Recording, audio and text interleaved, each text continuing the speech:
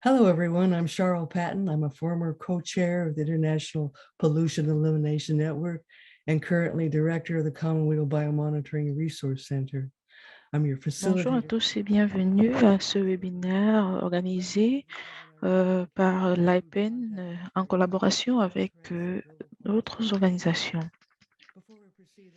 Avant de continuer, j'aimerais ajouter quelques informations. Cette réunion est enregistrée et l'enregistrement sera disponible sur la chaîne YouTube de l'IPEN. Vous pouvez également visiter le site.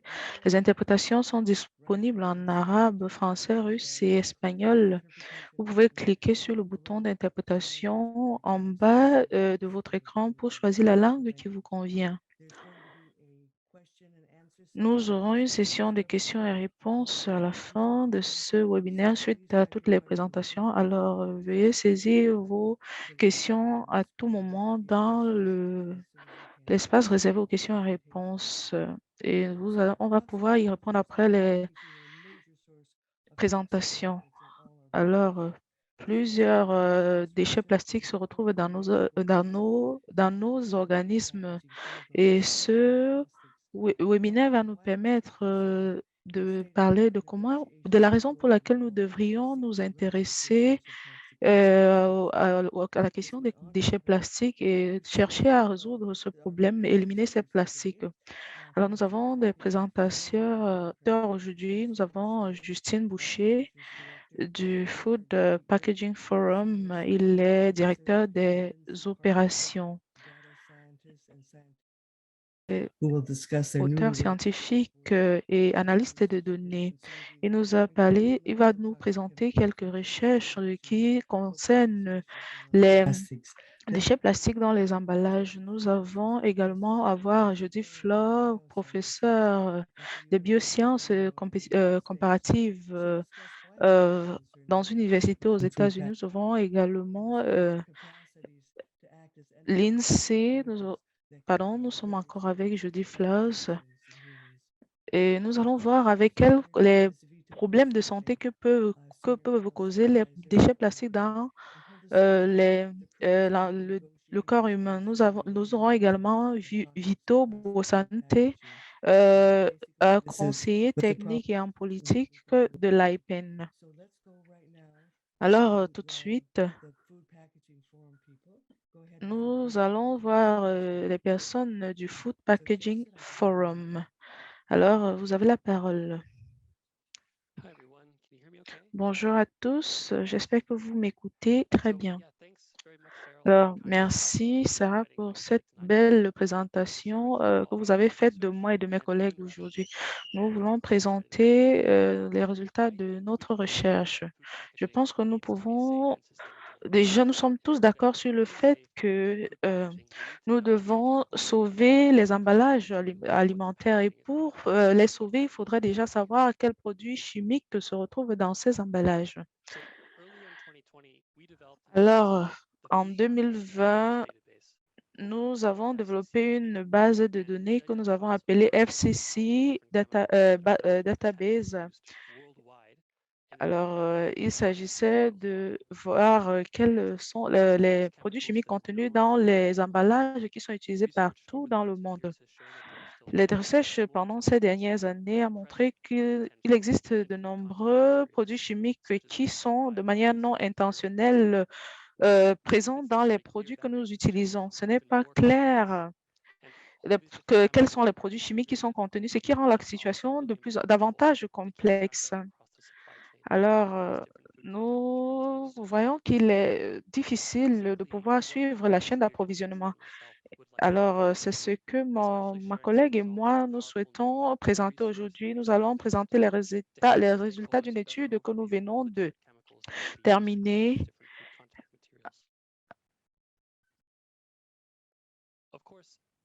Bien sûr, les le problème avec les différents produits chimiques est qu'ils peuvent migrer des produits, des emballages vers la nourriture. Il s'agit ici d'un processus que l'on appelle migration chimique. Alors, jusqu'à présent, il n'existe pas une étude claire des produits chimiques qui se retrouvent dans ces emballages. Alors, pour faire face à cela, nous avons une carte ici de preuves systématiques des produits qui migrent des emballages des aliments vers les aliments. Alors, ma collègue va parler de la publication que nous avons faite récemment. C'est une étude qui a été menée. Alors, ce qui est intéressant aujourd'hui, c'est que nous avons publié un outil interactif qui vous permet d'avoir accès à toutes les données que nous avons sur les produits chimiques. Alors, vous allez choisir les informations qui vous conviennent en fonction de ce que vous souhaitez. L'une de, l'une l'un des résultats alpha de notre étude, c'est que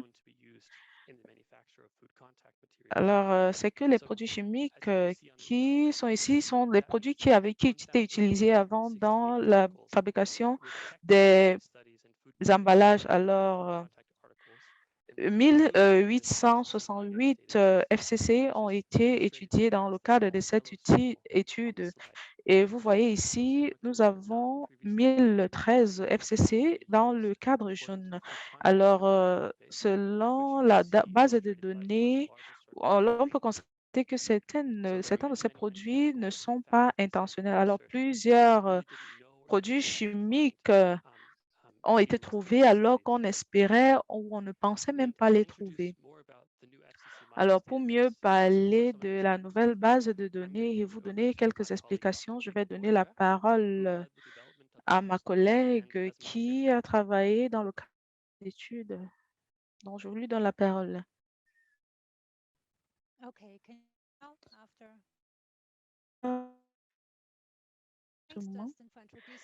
Merci, Justine, pour cette présentation. Je vais présenter les principaux chiffres de notre base de données.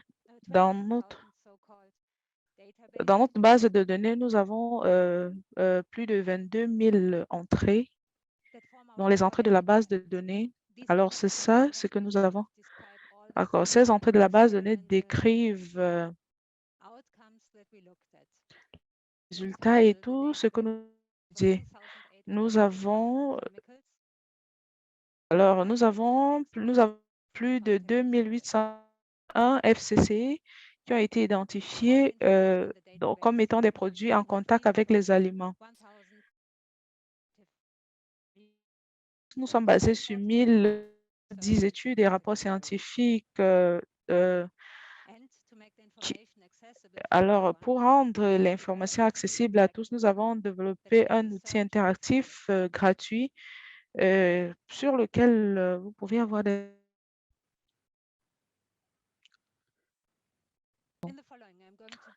Alors, je vais vous présenter quelques études des cas sur les phthalates et les bisphénols, mais les bisphénols, il s'agit des entrées qui sont dans notre base de données. Il s'agit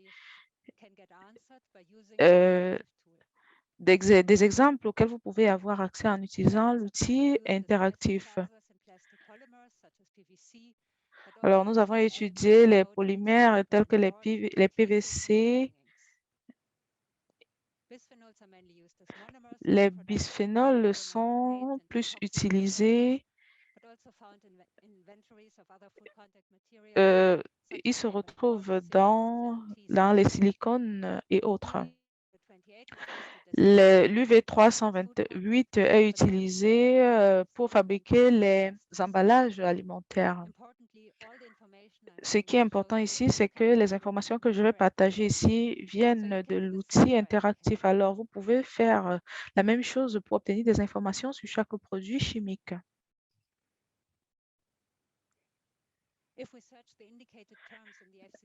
Si nous cherchons les termes indiqués dans dans la base de données, vous allez voir les phtalates, les bisphénols, les UV308.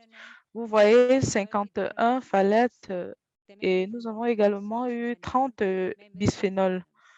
Alors, peut-être certains noms étaient là, mais on utilisait les synonymes. Alors, ceci nous montre les preuves que nous avons en ce qui concerne les différents groupes de produits chimiques. Alors, si plus le nombre est élevé, plus cela signifie que les expériences ont été menées sur sur ce produit chimique en particulier. Alors, vous voyez certainement qu'il y a des différences sur les nombres. Vous pouvez voir qu'il y a de nombreuses informations sur les phtalates, les bisphénols. Alors, les informations sur le tinuvine 328 sont très limitées.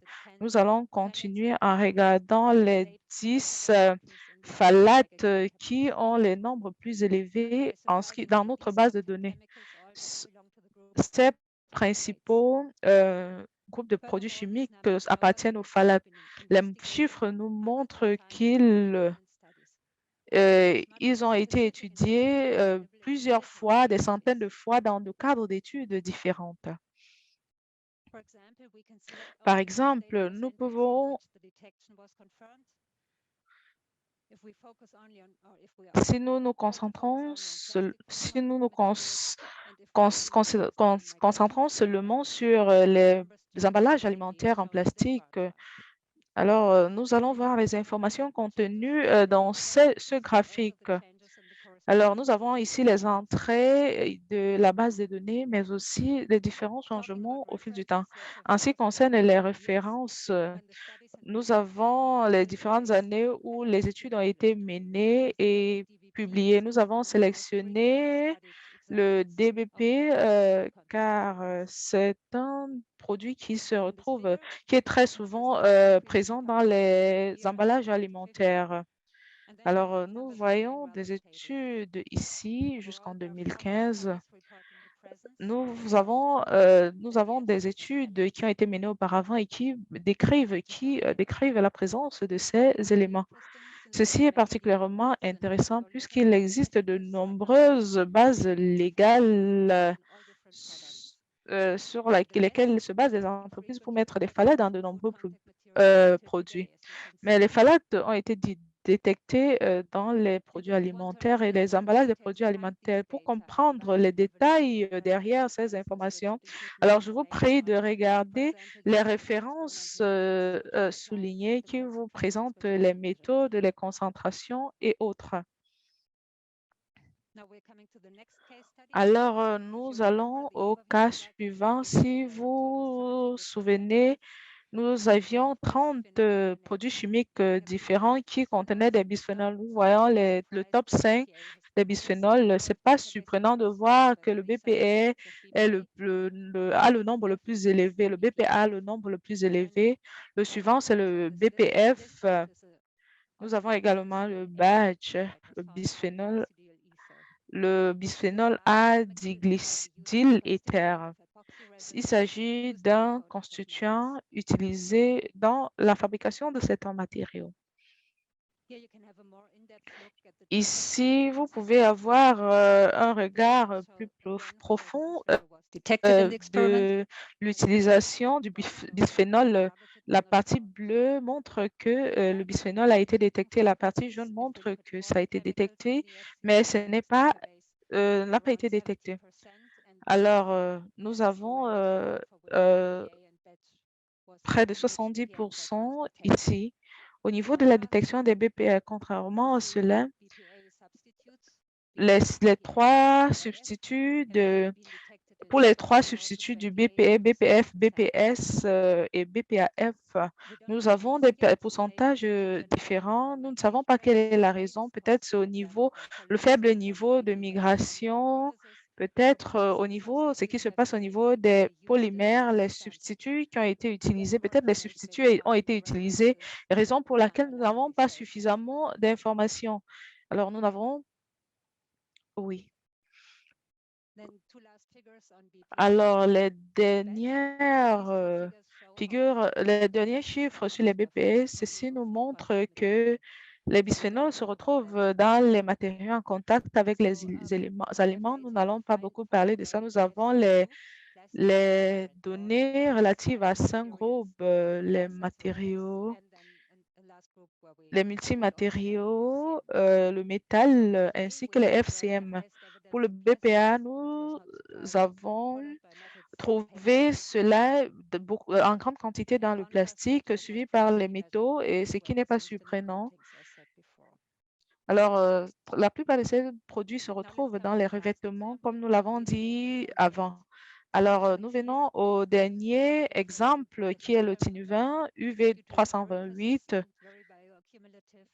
Alors, il s'agit d'un produit chimique très bioaccumulatif. Vous pouvez voir que nous n'avons pas suffisamment de données sur cette substance. Si, par exemple, on compare, on fait une comparaison avec les 2 autres groupes de produits chimiques, alors nous avons ici un taux de 47% qui est très faible. Alors, si vous regardez les références, vous allez voir que ce produit chimique a été étudié principalement en Chine, et nous n'avons pas certainement d'autres informations sur les autres parties du monde. Alors, peut-être ce serait important également d'essayer d'étudier la présence de l'UV 328 dans d'autres parties du monde. Avec cette dernière étude, j'aimerais donner la parole à ma collègue Lindsay, qui va vous présenter comment utiliser la base de données, entre autres. Merci.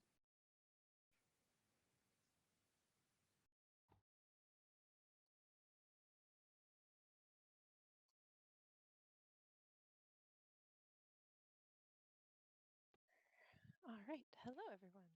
Bonjour à tous. So let me remember how this works. Est-ce que je me rappelle comment ceci fonctionne? Sorry, guys. Ok, pardon. Dustin, how did you make it change slides? Ah, there we go. All right, now it's on the Alors, screen. It should always be that easy. So, thank you, Birgit. And as Birgit showed, there is a lot that one can learn from the nous voyons ici que nous avons how much beaucoup à chemical products have been apprendre. studied, which Combien de produits processes chimiques ont which été materials have been étudiés? studied, and whether or not it Quels matters sont les to people. matériaux qui ont And so we été wanted pris to comme make this video échantillons? as accessible as Alors, possible comment est-ce que les without produits too ont much migré vers les technical Allemands? speak. Nous souhaitons So I will partager turn ces to informations pour que les gens puissent les utiliser. here we go. Donc, nous allons sur In the top right corner, la in page this de video notre outil. will take you to the page Alors, where vous you can avez un access it. code So you can QR. follow along on your own computers if you want. You just have to go Alors, down vous the pouvez, webpage par and you'll exemple, see utiliser a link cela to sur it. sur vos From this propres landing page ordinateurs. of the dashboard, Au niveau any de user can cette select page de three views votre, that we have currently available.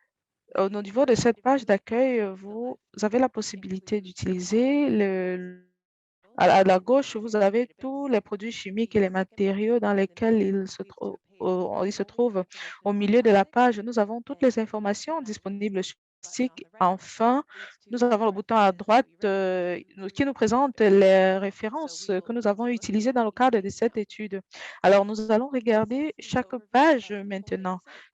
All of the Voici information. So you can une vue pull a d'ensemble des specific données chemical by name que vous or pouvez by mener its des chemical recherches name, ici. and then they can select also which material Vous pouvez they want également to stay with. choisir It will filter le all the groupe information de on the matériaux, et page vous allez voir by toutes that les name or informations by qui the s'affichent material sur la selected. page.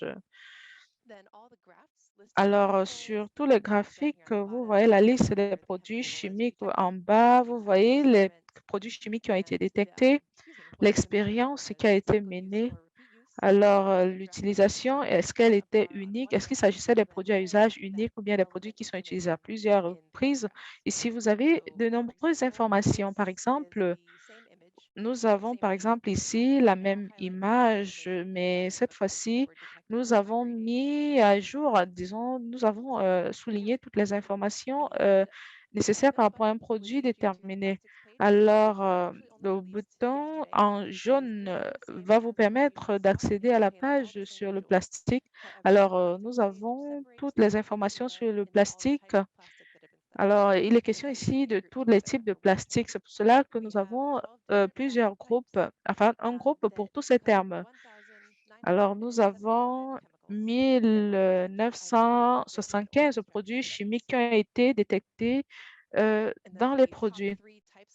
Alors, pour les trois principaux types de plastique, nous avons le polyéthylène, le PVC, entre autres.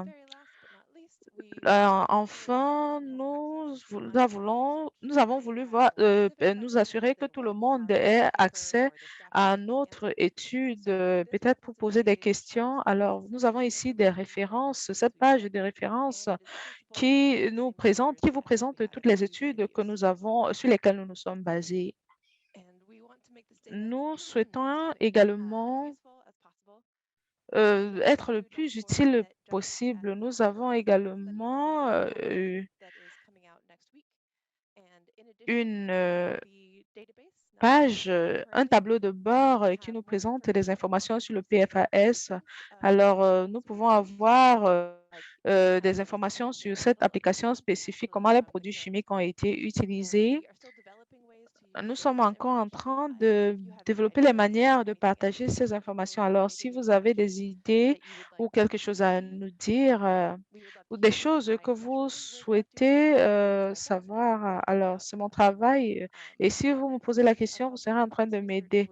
En ce qui En ce qui concerne l'aide, cette étude n'aurait pas été possible sans l'aide de plusieurs personnes qui ont œuvré pendant des années, des organisations qui ont investi du temps et de l'argent pour permettre la réussite de cette étude. Alors, Food Packaging Forum, merci à tous de nous avoir donné l'opportunité de nous exprimer aujourd'hui. Alors, nous attendons vos questions. Je vais arrêter le partage de mon écran en ce moment. Merci à tous. Merci. Food packaging, il s'agit là d'un outil, d'un excellent outil. Alors, c'était très bien de penser, n'est-ce pas, d'essayer de voir les produits, les différents produits chimiques, ce qui est les informations disponibles. Merci. Je suis vraiment très heureuse que nous puissions avoir ce type d'outils qui permettent d'avoir des informations sur ces produits chimiques. Alors, toutes mes félicitations. Alors, Dr. Floss, nous allons à présent vous donner la parole. Allez-y et partagez votre écran. Bonjour, bon après-midi, bonsoir à tous. Est-ce que tout le monde a accès à mon écran? Oui, c'est le cas. Alors, on m'a demandé de parler aujourd'hui d'un guide qui a été mis sur pied par l'Endocrine Society et l'IPEN. Il était question ici des produits chimiques et des plastiques. Dans ce guide, nous parlons il s'agit du fruit de plusieurs années de recherche, de centaines d'études évaluées par des produits, des études menées sur le plastique. J'aimerais tout d'abord dire que, ou bien souligner le fait que chaque année, nous avons plus de 5 millions de tonnes de plastique résiduel. Alors, nous avons toujours de nouveaux toxiques. Il s'agit de 275 tonnes métriques de plastique produites dans le monde chaque année. Malheureusement, seulement un petit nombre des 10 millions de tonnes métriques de plastique sont étudiées. La majorité de ces plastiques, près de 20 millions de tonnes métriques par an, sont incinérées. Au moins 32 millions de tonnes métriques de plastique par an sont utilisés, et une étude récente de l'organisation l'OCDE a révélé que les plastiques sont mal gérés. 8 millions de tonnes métriques de plastique se retrouvent dans les océans et 250 millions de tonnes métriques de plastique se retrouvent dans l'Atlantique. Alors, enfin, dans les décharges, ceci est un véritable sujet de préoccupation car les déchets plastiques contaminent le sol, les sols, l'eau, l'air, la chaîne alimentaire.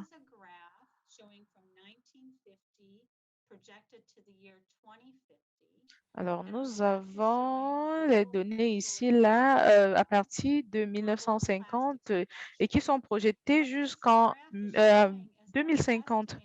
Alors, ce que ce graphique nous montre, c'est que les, la production des plastiques devrait augmenter, ainsi que celle des produits chimiques qu'elles contiennent. Il s'agit d'un véritable sujet de préoccupation parce que plusieurs études nous ont démontré que notre dépendance au plastique a des effets néfastes sur notre santé.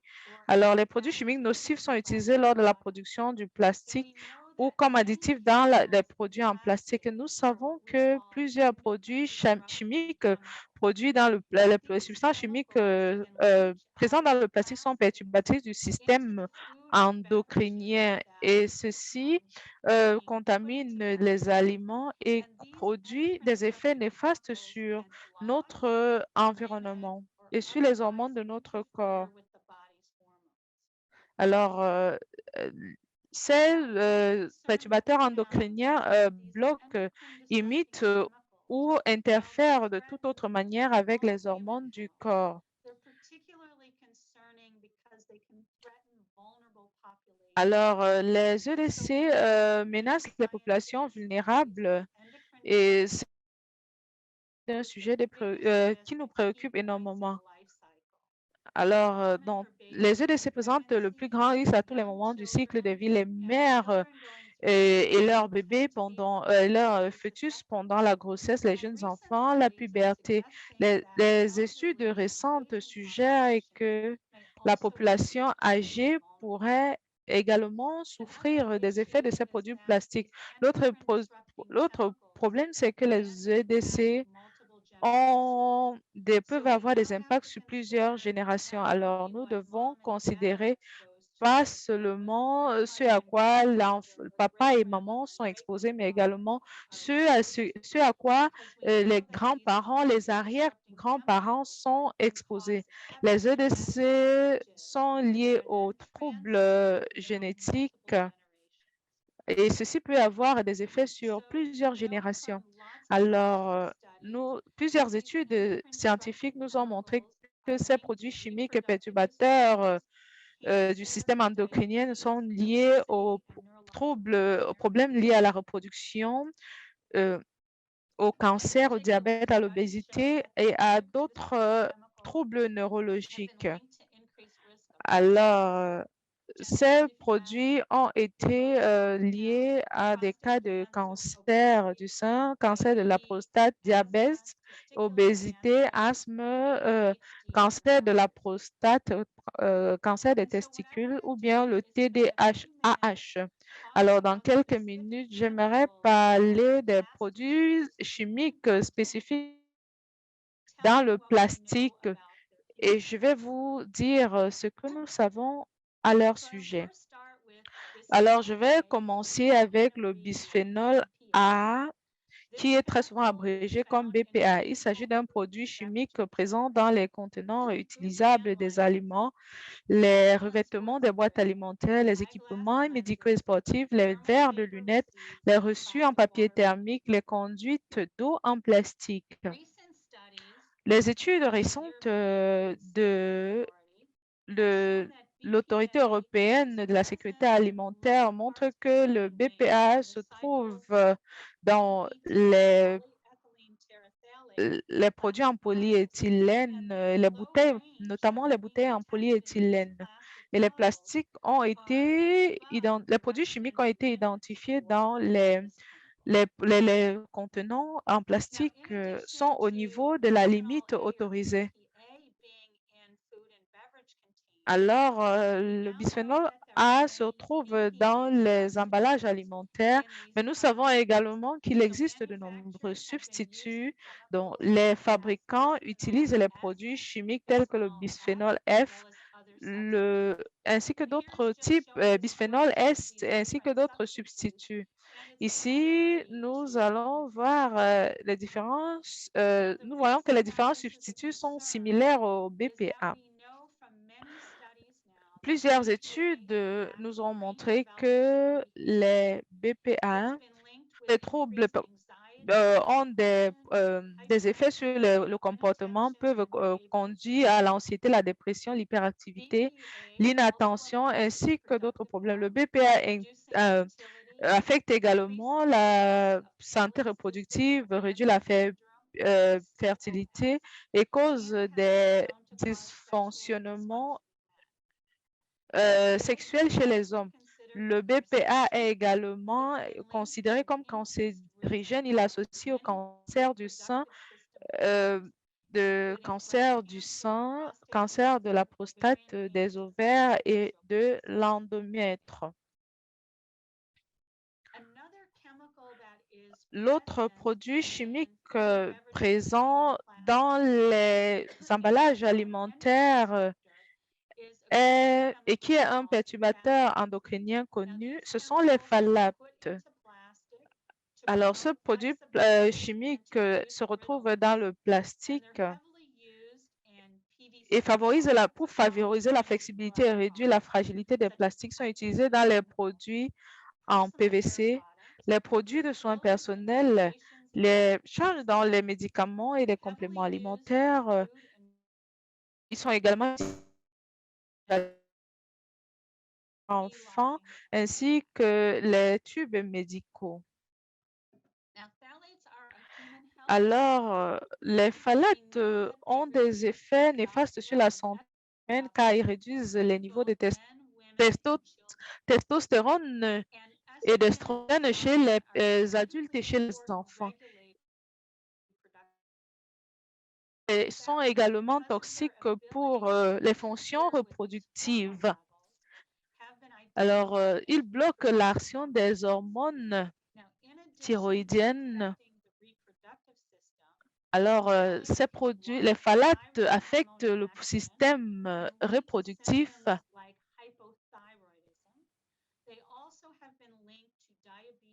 Ils ont des conséquences relatives au diabète et à l'obésité.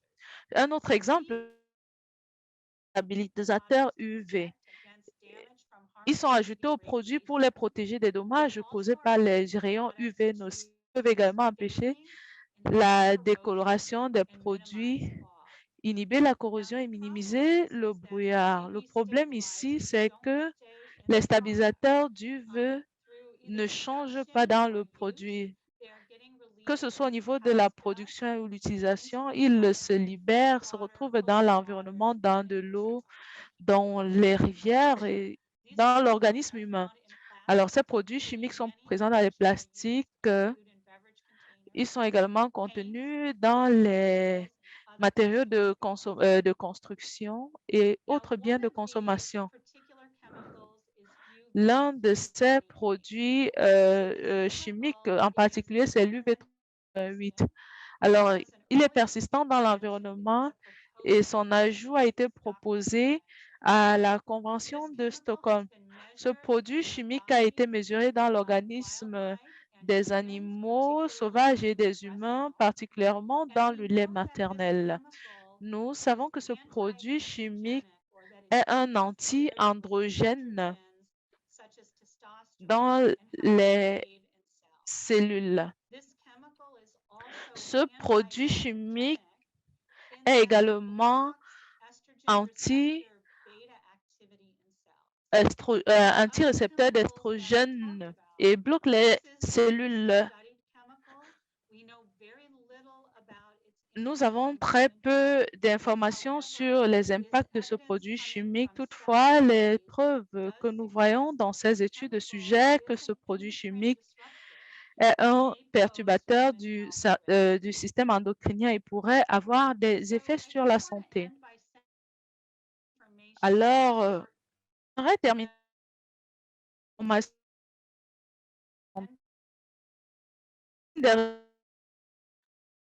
les EDC plastiques, des impacts réels sur la santé humaine. Alors, nous devons donc, ceci devrait guider les actions visant à prévenir les dommages. Si nous continuons d'utiliser les plastiques qui contiennent ces produits chimiques dangereux, allons accroître notre exposition aux EDC et les probabilités vont certainement s'aggraver. Étant donné ce que nous avons dit, nous n'avons pas de moyens durables de traiter ces déchets plastiques, y compris les additifs chimiques qu'ils contiennent. Nous devons donc trouver le moyen de prévenir l'exposition chimique sont utilisés dans les produits plastiques. Alors, qu'est-ce que nous pouvons faire? Alors, j'insiste ici à travers ce graphique. En ce qui concerne les plastiques qui contiennent les produits chimiques perturbateurs, en fait, les produits chimiques, les perturbateurs du système endocrinien vont augmenter car la production du plastique va augmenter.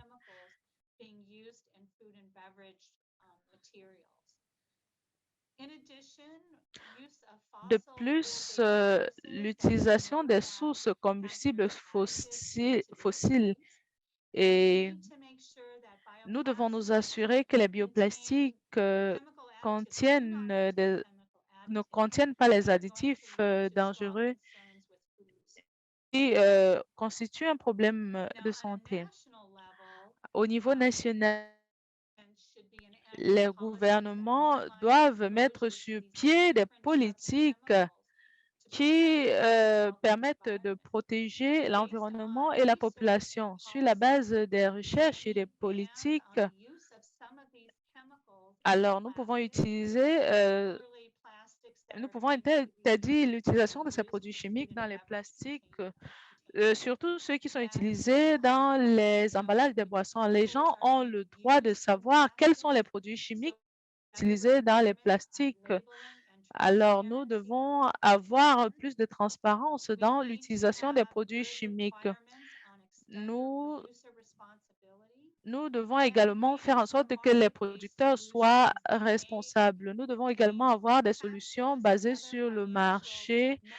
Notamment, nous pouvons mettre sur pied des mécanismes financiers qui vont intensifier la lutte contre l'utilisation de ces produits chimiques. Les entreprises doivent penser à ne plus trop dépendre de ces chimiques plastiques qu'ils utilisent dans les plastiques.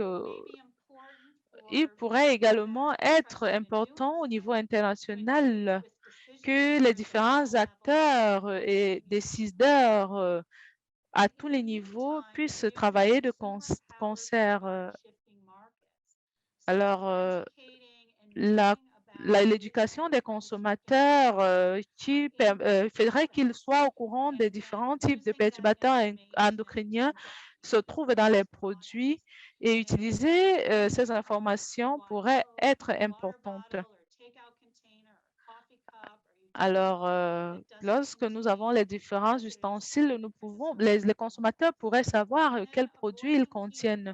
Nous pouvons également éviter de chauffer les produits en plastique ou de mettre des aliments chauds dans les produits en plastique parce que nous savons que lorsque nous chauffons du plastique, ceci accélère l'activité de ces perturbateurs endocriniens. Alors, enfin, j'aimerais remercier l'IPEN qui sont les co-auteurs de ce guide. J'aimerais également remercier le docteur Andy de l'Université du Texas, le docteur Adam de l'Institut en Suède, Alors, j'aimerais également remercier le docteur Heater de l'Université d'État de Caroline du Nord et le docteur Laurie Redzan de l'Université de l'Illinois Urbana-Champaign aux États-Unis. Merci à tous de votre bien aimable attention. Je serai heureuse de répondre à toutes vos questions à la fin de toutes ces présentations. Je vous remercie. Merci à vous, docteur, pour cette présentation qui nous a permis d'avoir de nombreuses informations. Nous apprécions vos suggestions.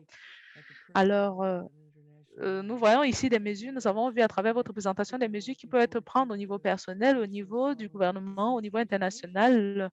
Alors, nous allons passer à notre présentation qui sera faite par Vito. Alors, je vois Vito qui essaie déjà de partager son écran. Vito, allez. Merci, Sharon. Alors, j'ai essayé de partager mon écran. Est-ce que vous voyez mon écran? Merci. Merci à toutes les personnes qui ont pris la parole avant moi. Je suis Vito Bos, conseiller technique et conseiller en politique à l'AIPEN. Alors, aujourd'hui, je voudrais parler sur comment est-ce que nous pouvons avoir des politiques internationales qui nous permettent de lutter contre les produits chimiques. Alors, il est question ici d'un nouveau traité sur le plastique. J'aimerais présenter l'IPEN. Il s'agit d'un réseau d'organisations qui se trouve dans plus de 120 pays. Alors, nous avons ici certains de nos leaders. Et nous avons ici 15 pays. Ils représentent notre organisation à plusieurs niveaux. Alors, notre manière de travail, notre mission est de travailler à éliminer les substances chimiques dans le monde, œuvrer pour un avenir sans produits toxiques.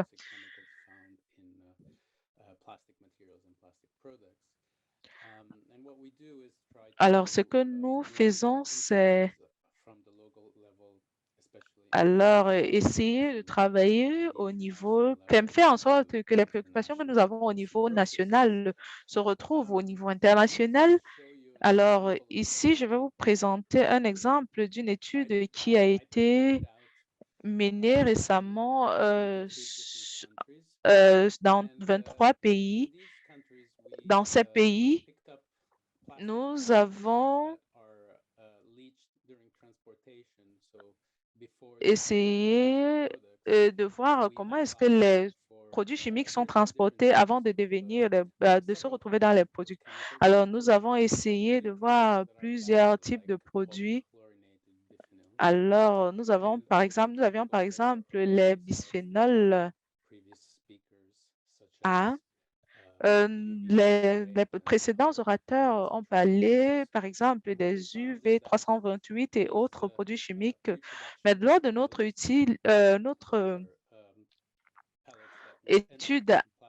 a permis de comprendre que ces phtalates qui se retrouvent dans les produits plastiques contiennent des produits chimiques très dangereux. Alors, ils contiennent également des produits chimiques qui, lorsqu'ils sont présents dans l'environnement, sont comme des tampons pour les autres produits chimiques qui existent. Et ceci permet qu'ils se propagent dans l'environnement, d'où la préoccupation. Alors, nous avons bien d'autres études qui ont été menées par l'IPEN. Il était question ici de générer des données. Et c'est là le modèle de l'IPEN. Alors, en ce qui concerne la signification de toutes les informations que nous avons, il devient de plus en plus évident que les produits chimiques, surtout ceux qui sont présents dans le plastique, constituent un problème. Il y a quelques années, une étude montrait que plus de 10 000 substances chimiques sont utilisées dans les plastiques. Et lorsque nous parlons des plastiques, nous parlons de ces produits chimiques, qui sont une entité à part entière. Alors, très peu de personnes comprennent que lorsque nous parlons des nous parlons des plastiques, alors nous parlons en fait des produits chimiques. Et en effet, les produits chimiques sont utilisés de plusieurs façons et ils ne se retrouvent pas tous dans les produits. Lors de la transformation des produits, les additifs de plastique migrent, donc ils peuvent migrer des produits en plastique pour se retrouver dans les aliments que nous consommons. Alors, ces substances chimiques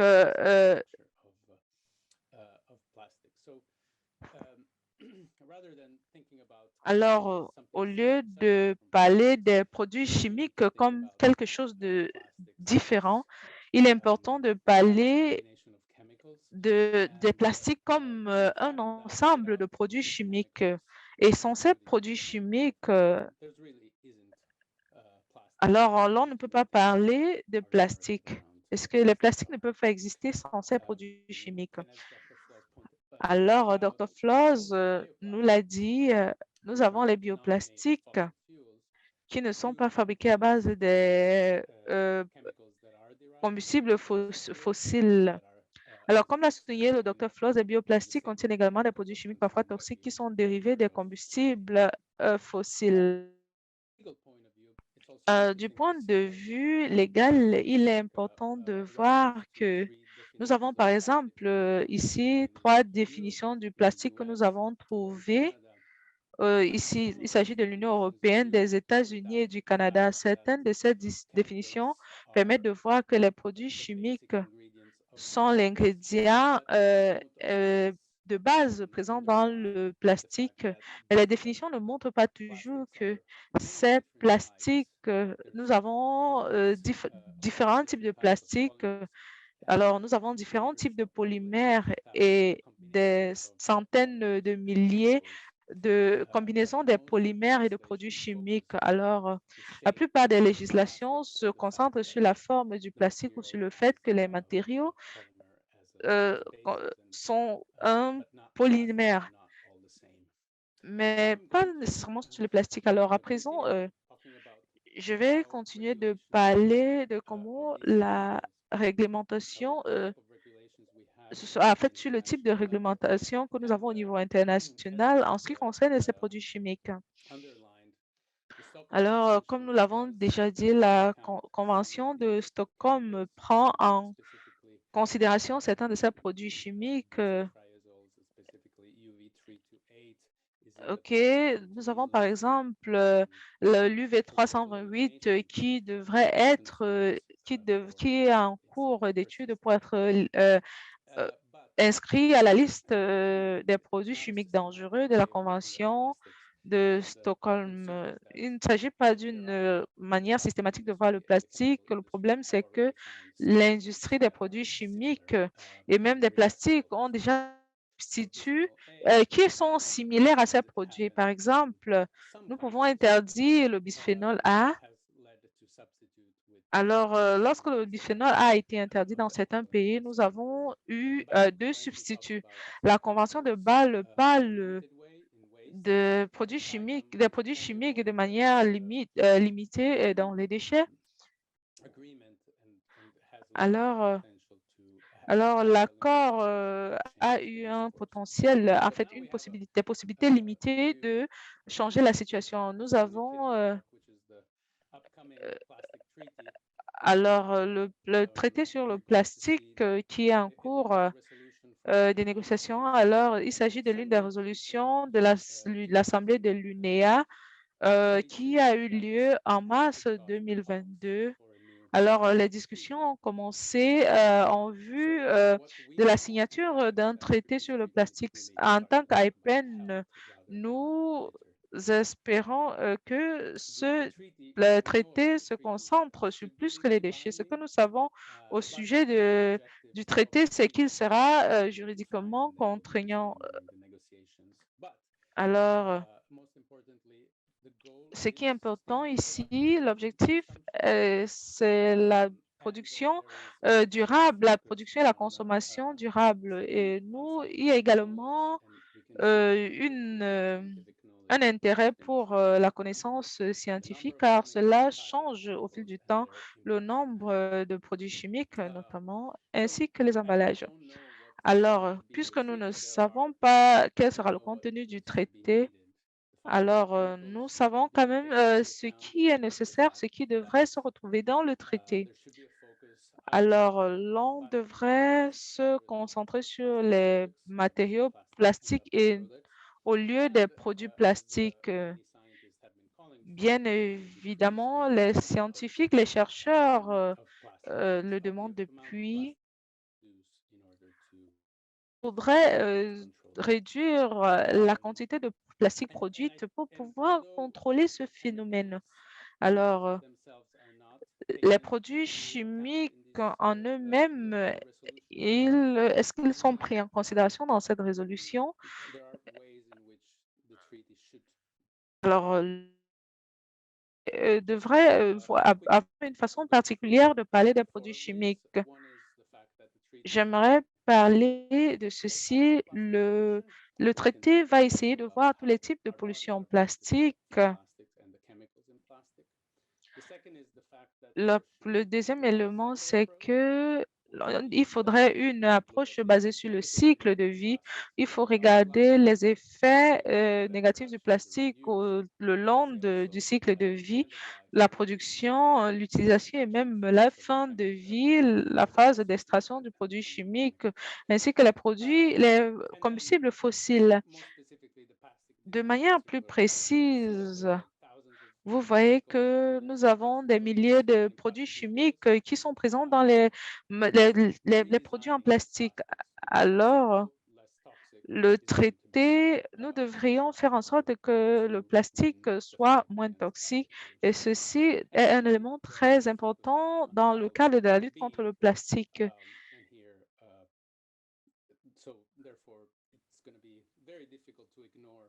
Il sera très difficile d'ignorer les connaissances scientifiques que nous avons en ce qui concerne les effets négatifs du plastique et des produits chimiques qui contiennent.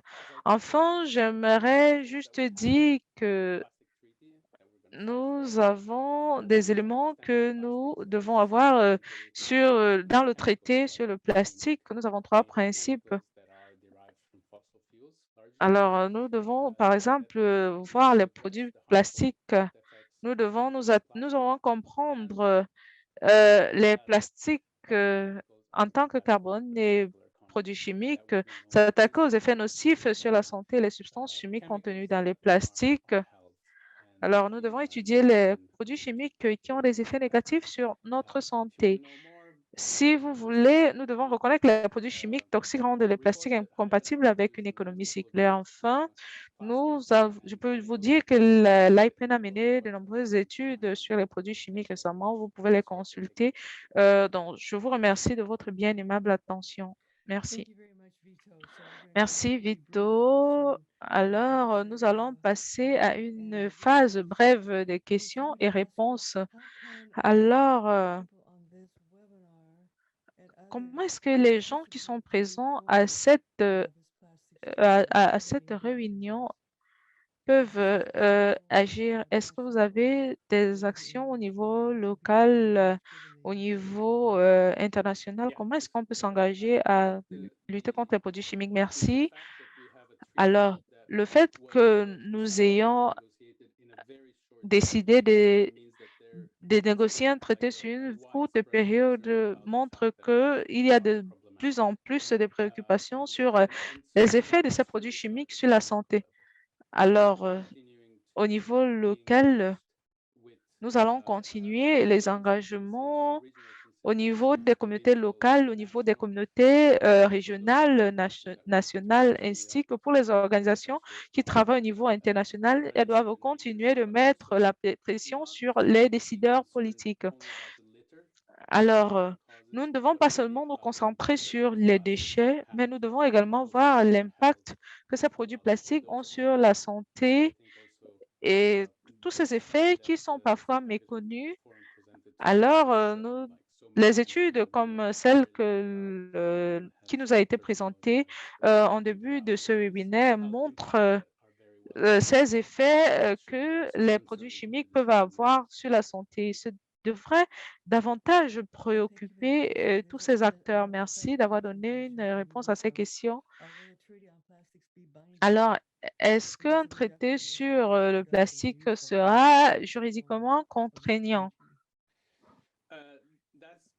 Alors, ça fait partie de ce qu'on ne sait pas au sujet de ce traité. Ce que nous ne savons pas encore, c'est en fait ce qui va se passer. Probablement, les pays ne voudront pas avoir des limites en ce qui concerne leur production, mais nous savons que ce que plusieurs chercheurs disent, c'est que sans réduire la production de plastique, ce sera très difficile de protéger l'environnement et la santé humaine. Alors, il s'agit d'une discussion qui n'a pas encore commencé. Alors, ces études, certainement, nous aurons davantage d'études au cours des négociations. Il sera très important de partager comment est-ce que les populations sont et espérons que ces études avoir davantage. Alors, pour le docteur Loz, vous avez parlé de comment est-ce que l'exposition aux produits chimiques peut affecter les générations actuelles et les générations futures. Alors, qu'est-ce qui rend ces effets? Alors, nous voyons les études ont été menées, BPA et les phthalates. Il s'agit du cas. Alors, si nous sommes exposés, alors les problèmes pourraient être aggravés un peu plus tard dans le cycle de vie. Alors, l'une des raisons pour lesquelles nous n'avons pas encore étudié certaines populations, parce que nous n'avons pas des moments précis où les personnes ne sont exposées au BPA, entre autres. Alors, nous avons une exposition continue au phthalate au BPA. Alors, tout au niveau de notre naissance et tout au long de notre cycle de vie, c'est très difficile de savoir en fait à quel moment précis un autre produit chimique a été introduit. Mais alors, ce que nous savons, c'est que lorsqu'on est exposé à plusieurs produits chimiques, cela est plus dangereux que lorsqu'on est exposé à un seul produit chimique. Alors, est-ce qu'il y a une façon d'éviter, par exemple, que le fait que les grands-parents soient exposés puisse se transmettre aux générations futures? Je dirais non. Ce que je puis vous dire, c'est que de nombreuses personnes travaillent sur de nombreux modèles. Ils essayent d'effectuer des manipulations et d'étudier les mutations génétiques des produits chimiques. Et il est question ici de voir si l'on peut restaurer les organismes à la situation d'avant l'exposition. Alors, les études sont encore au tout début, donc n'avons pas suffisamment de données à ce sujet. Alors, ce n'est pas clair, nous ne savons pas exactement si les mutations génétiques, par exemple, de ces produits chimiques peuvent être évitées. Alors, ceci signifie que nous devons tout simplement arrêter ou bien réduire la production des produits chimiques. Oui, c'est le cas, merci. Alors, quel est le type de réponse que vous obtenez des producteurs et de l'industrie, notamment des producteurs de plastique? Qu'est-ce que vous recevez comme réponse des producteurs, des entreprises qui produisent ces produits plastiques?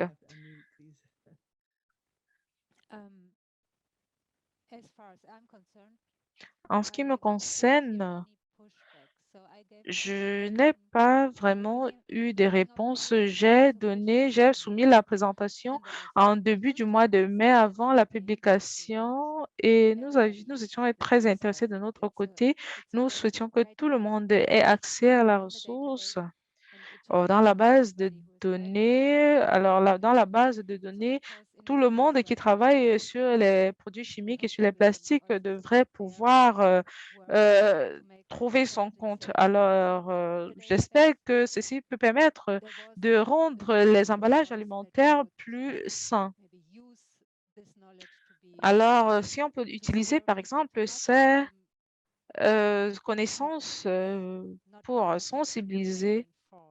Alors, au-delà de toute chose, nous souhaitons disséminer l'information. Nous souhaitons que l'information soit disponible.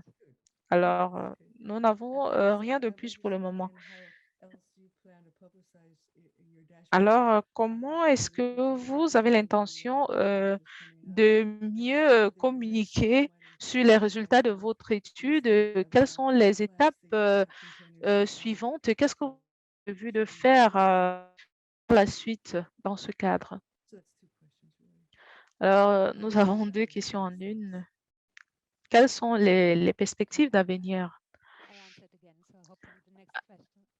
Alors, je vais répondre à une question. Peut-être l'un de mes collègues va répondre à la suivante. Je pense que nous avons de grands défis parce que nous souhaitons vraiment que les emballages alimentaires soient sains. La situation est rendue difficile par le fait qu'il y a toujours des substances sur lesquelles nous n'avons pas beaucoup d'informations. Ceci il serait intéressant de savoir, mais pour l'instant, malheureusement, nous n'avons pas d'informations. Alors, nous souhaitons vous féliciter déjà pour l'étude et pour ce que vous avez fait. Nous avons une question venant de l'un de nos participants. Pourquoi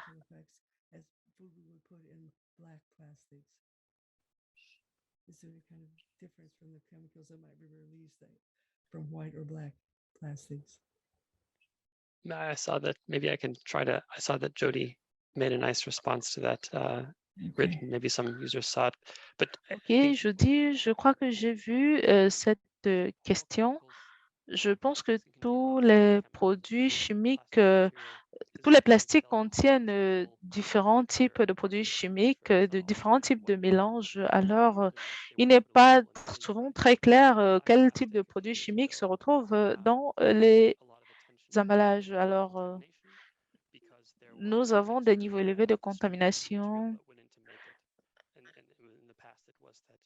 Alors, dans le passé, c'était des déchets électroniques qui étaient mélangés avec du plastique qui sont utilisés pour à fabriquer des emballages en plastique noir.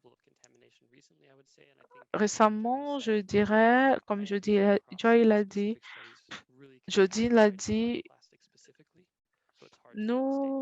c'est très difficile de dire quelque chose en ce qui concerne les plastiques de couleur noire parce que nous n'avons pas trouvé suffisamment d'études pour pouvoir étayer notre point de vue à ce sujet. Mais avec le temps, en fonction de la condition, on ne peut pas nécessairement dire que les plastiques noirs ou bien les plastiques de couleur blanche sont plus toxiques que les autres. Il faudrait tout d'abord connaître quelle est la composition de ces plastiques. Alors, c'est ce que j'avais à dire. Merci. En ce qui concerne le recyclage du plastique à travers le processus de réduction, quelles sont les solutions alternatives à cela?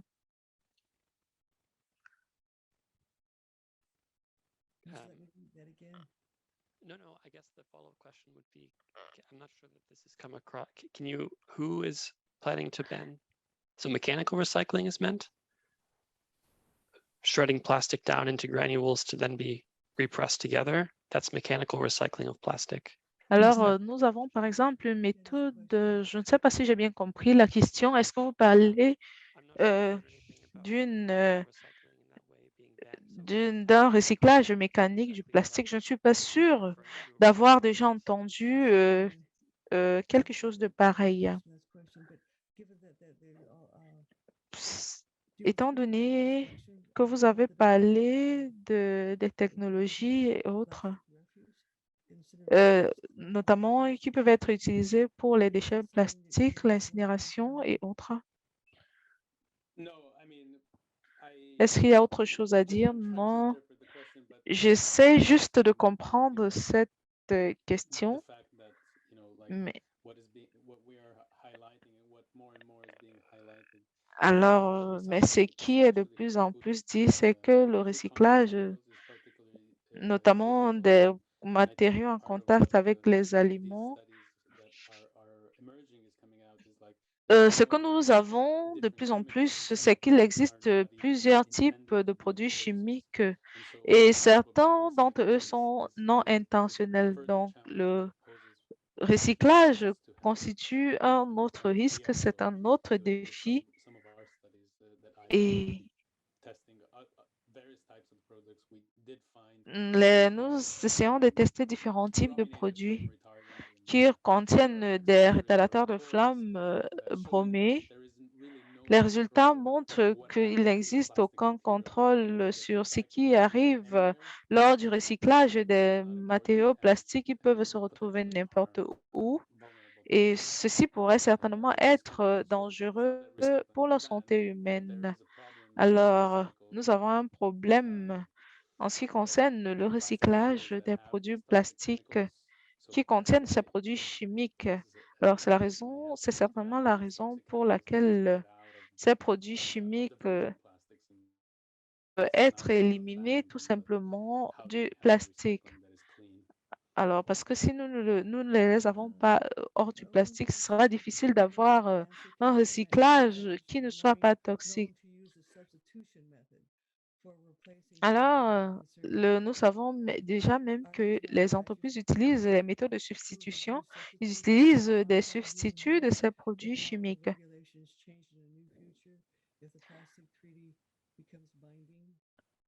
Alors, est-ce que les réglementations vont changer dans un avenir proche si le traité sur le plastique est juridiquement contraignant? En ce moment, nous avons une réglementation en place qui fait en sorte que les producteurs devraient produire des plastiques qui sont sains. Mais le terme sécurité n'est pas très exactement défini. Je pense qu'il y a un processus en cours en ce moment qui devrait permettre que cette réglementation puisse répondre aux différentes préoccupations qui sont les nôtres en ce moment, en ce qui concerne le plastique. Alors, ici, une fois de éliminer complètement les produits chimiques et c'est ce à quoi nous nous attellerons à travailler dans les années à venir. En ce qui concerne les recommandations, alors, il devrait, si nous ne recommandons pas du plastique, il devrait certainement avoir des alternatives. Alors, quelles sont les différentes alternatives que l'on peut utiliser aux emballages plastiques? Est-ce que nous avons des alternatives Talking from a chemical disponibles? perspective, right? Just thinking about this, of course, Du point de vue des produits plastic and it's chimiques, not just chemicals, alors les produits pollution and plastiques, ce ne sont pas que les produits chimiques toxiques, mais également c'est la pollution. Et alors, si l'on pouvait migrer vers d'autres types de matériaux, nous avons déjà certains matériaux qui ont des niveaux plus faibles de migration. Nous voyons tous les jours, par exemple, l'acier inoxydable, le verre et d'autres produits où la structure chimique est clairement définie. Alors, voici quelques exemples de types de produits qui peuvent être utilisés pour remplacer le plastique et tous les produits chimiques qu'ils contiennent. Donc, nous pouvons migrer vers l'utilisation de ce type de produits. Can I make a quick comment? Sorry to go J'aimerais faire on un Abby's question, commentaire très basically regulations in the European Alors, Union nous to avons get parlé to des and réglementations compromise dans in l'Union Europe. européenne. In J'aimerais the United ajouter States, the majority of at least new chemicals that have become la majorité de ces nouveaux certified produits to be safe chimiques in food contact have been certified qui through the sont General en Directorate contact Food avec Safety, les éléments which sont is where reconnus. the chemical company does their own studies and determines the safety of Alors, the nous avons des chemicals entreprises qui devraient mener leurs propres études. Le Food and Drug Administration aux États-Unis est également en train d'effectuer, de mener des actions pour voir les produits chimiques contenus dans les matériaux. Nous n'avons pas encore de feedback sur comment ils gèrent tous ces éléments, mais voilà la situation. Merci. One last question. Une dernière What other question. scientific studies would help Il with s'agit this d'une autre balance étude scientifique and I believe this is a question. de l'IPEN. It is a good question. I don't know to which extent Alors, because like it becomes like very overwhelming and just want to go back like est-ce qu'il existe une autre étude que l'IPEN a l'intention de mener? Alors, ce que j'aimerais dire ici, just generally having public resources to be put at like the assessment of all these chemicals, the c'est assessment que nous avons un processus qui devrait être comme une évaluation de toutes ces expériences. Il s'agit d'un exercice à plus en fait, à nous permettre d'être moins exposés. Donc, probablement, il serait mieux de remplacer les déchets plastiques par des matériaux qui n'ont pas tous ces effets néfastes sur la santé. Alors, nous devons avoir des études au niveau des solutions au niveau réglementaire, mais en ce qui concerne les études, nous menons généralement des études sur les effets néfastes de ces produits chimiques, mais donc, nous voyons ici la faiblesse du système. Nous avons une certaine pression sur les organismes de réglementation et entre autres. Alors, nous voyons ici les failles de la réglementation sur les produits chimiques contenus dans le plastique. Alors, je pense que nous avons déjà terminé toutes nos questions. Est-ce que vous avez d'autres commentaires à faire avant que nous ne mettions fin à cette séance? Est-ce que vous avez des choses à ajouter, des choses à dire? Je vais revenir sur ce que l'on a dit récemment, ce que Lindsay a dit tout à l'heure. Alors, nous espérons que nous aurons les questions, lorsque nous aurons les questions au niveau les commentaires des décideurs. Alors, si vous avez besoin d'aide, nous pouvons intervenir et vous donner les données nécessaires. Alors, votre feedback, vos commentaires nous seront d'une très grande utilité. Merci. J'aimerais juste ajouter quelque chose. J'ai remarqué que des gens demandaient plus d'informations. Ce sera un plaisir pour moi de partager ma diapositive, mon fichier avec vous. Donc, je serai très heureuse de partager avec vous toutes les données que j'ai présentées tout à l'heure. Merci, Jody. Vito, un dernier commentaire.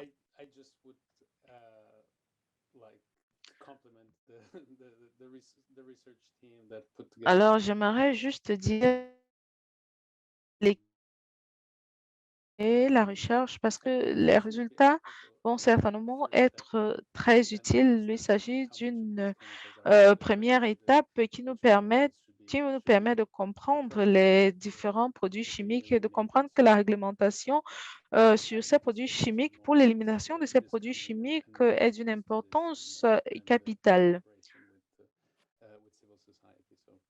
Alors, nous devons travailler avec la société civile pour la suite. Je vous remercie pour ce travail formidable. Merci à vous tous pour les présentations et d'avoir répondu à toutes ces questions. Alors, nous allons vous donner des informations supplémentaires. C'est très important pour nous de recevoir davantage d'informations sur les produits plastiques et autres. Merci à tous.